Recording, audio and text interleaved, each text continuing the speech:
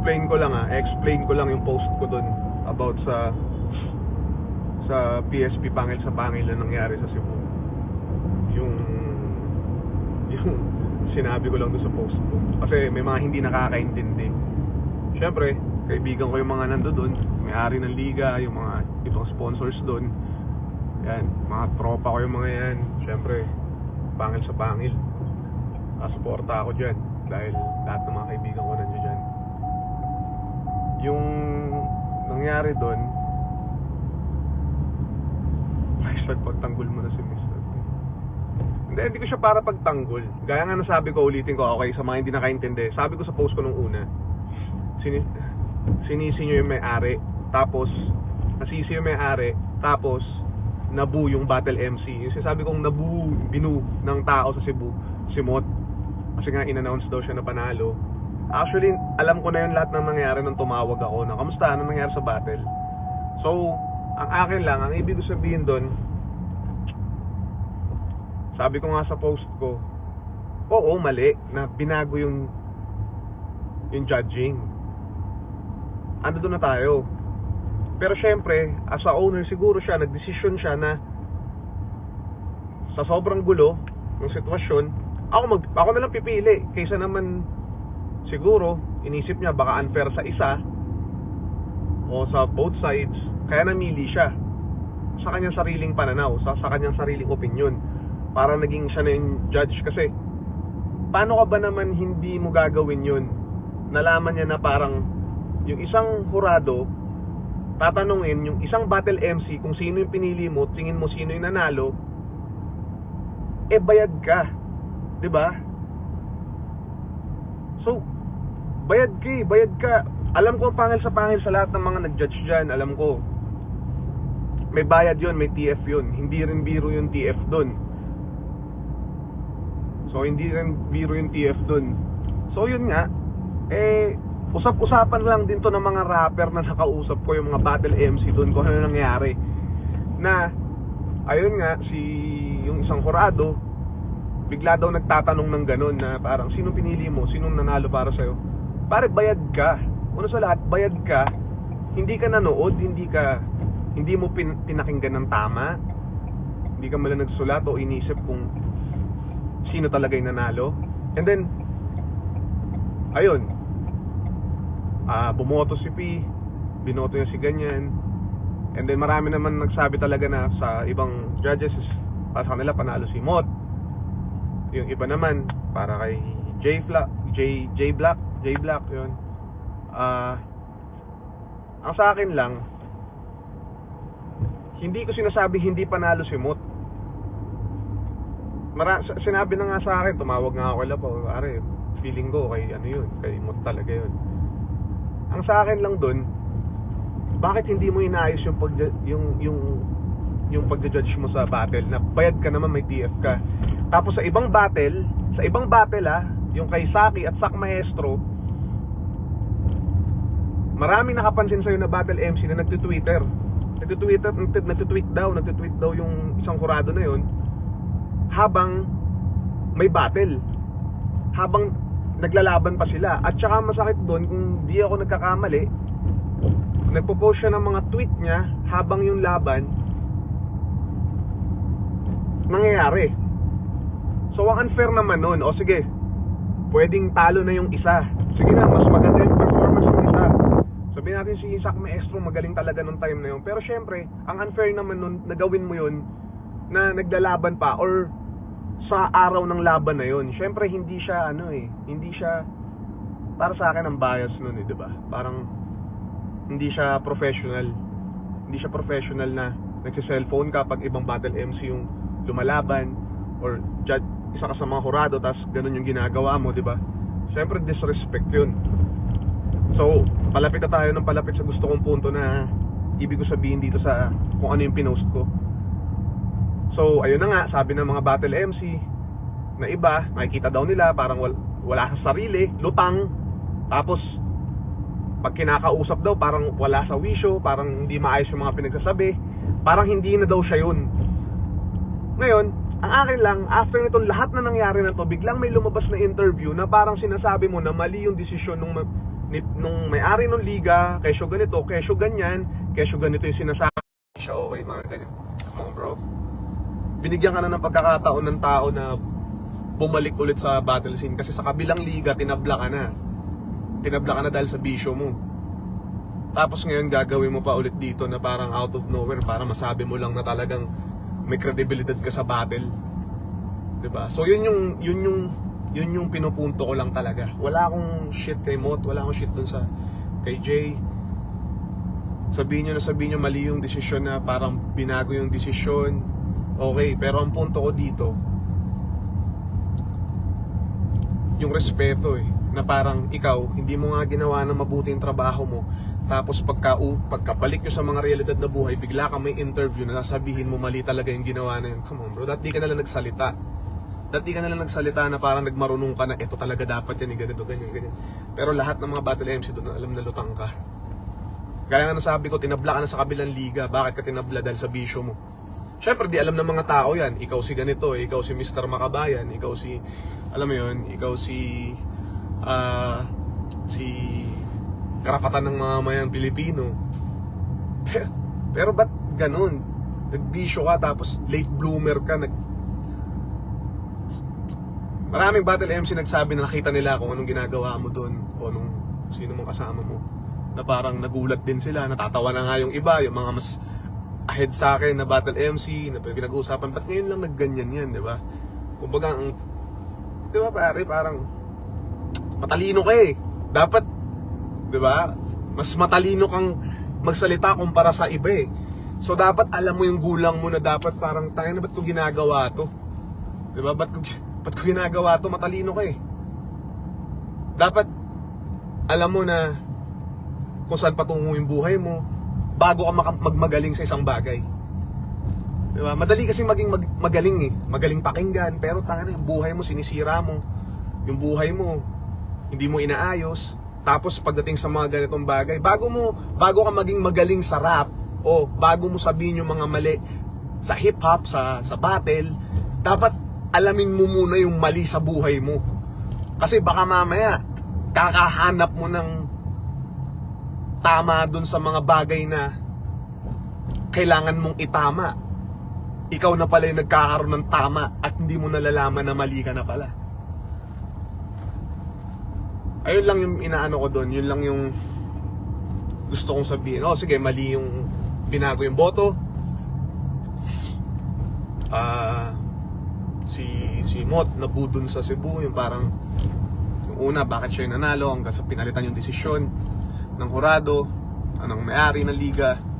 Pero ang akin lang, ang pinaka inaano ko dun sa post kong yun, bakit biglang yung isang hurado, biglang nasa interview, na parang biglang nagsasalita na parang mali talaga yun, ganito, ganyan, dahil di ka nalang nagsalita.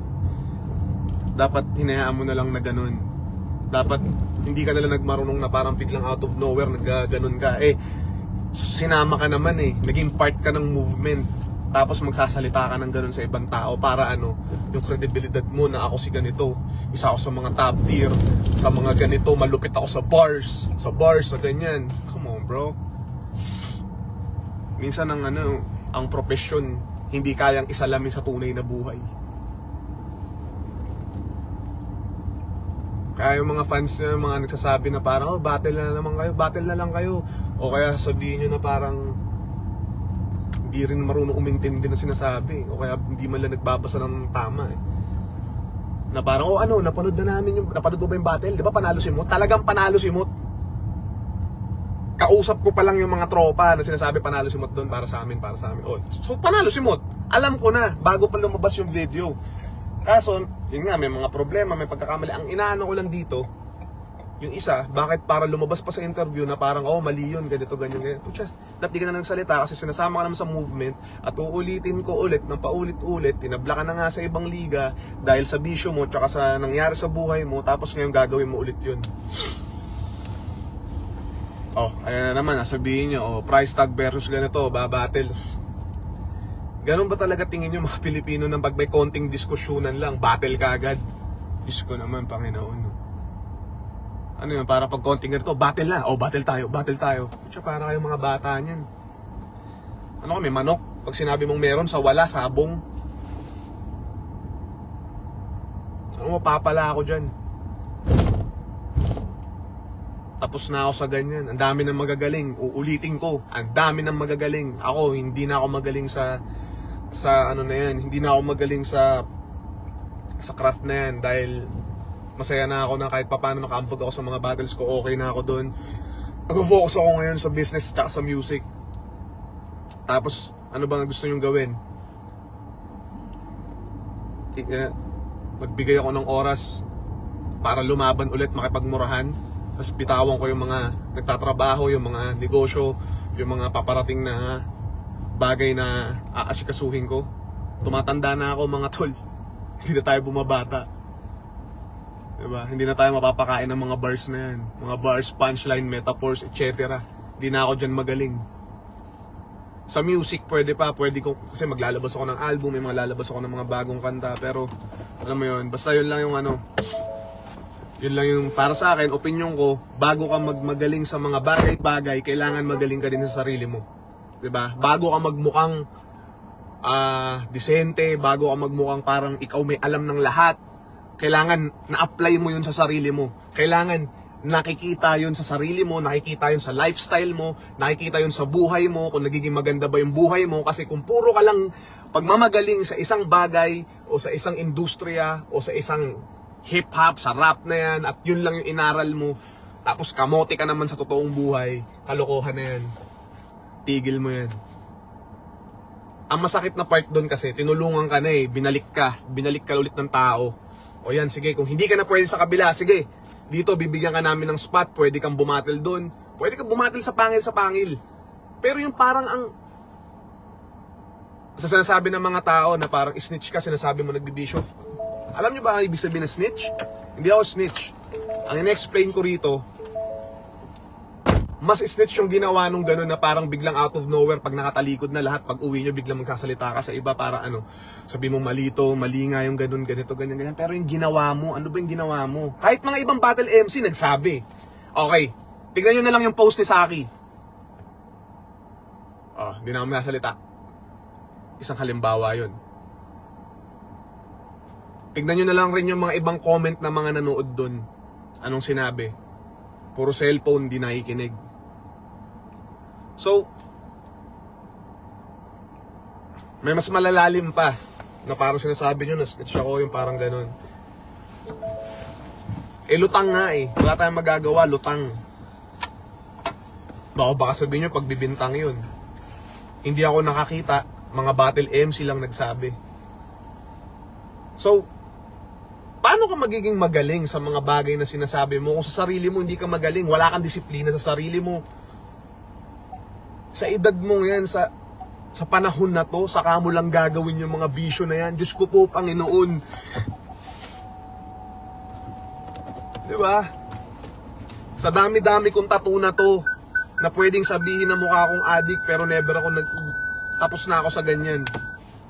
Tapos ngayon lang niya gagawin yung mga bagay na yun. Tapos pag malakas amats mo, biglang iba-iba na sasabihin mo sa mga tao, kung ano-ano nang irarant mo sa social media na tinutulungan ka naman. Okay lang sana kung kalaban mo o binubullshit ka o ayaw talaga sa'yo Di kung mag-rant ka pag may alakas ng tama mo, okay lang, sige, parang sige. Pero yung tao na parang pinahalagahan ka naman, hinotel ka, may TF ka, sinama ka dun, tapos magsasalita ka sa pagkatapos nun, magsasalita ka kay Nico David ng labo nun.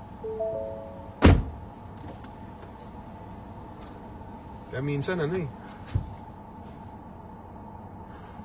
lamang talaga may alam kasi nagdudunong-dunungan. So ayun lang, para sa akin, sa mga nanonood, para sa akin, oo, panalo talaga si Mot. Marami. Una pa lang, kausap ko yung partner ko, si Cypher. Para sa'yo tol, sino nanalo? Si Mot ako. Kausap ko si ganito, bro, sino nanalo sa'yo? Si ganito, malakas yung crowd reaction nga daw sa kabila, sa isang battle MC, si Jay, kay Jay. Tapos si Mot nga daw, hindi ganun yung crowd reaction. Pero sabi nila, when it comes to technicalities, panalo si Mot. Alam ko na yan, nung una pa lang, alam ko na. Ang pinupunto ko doon,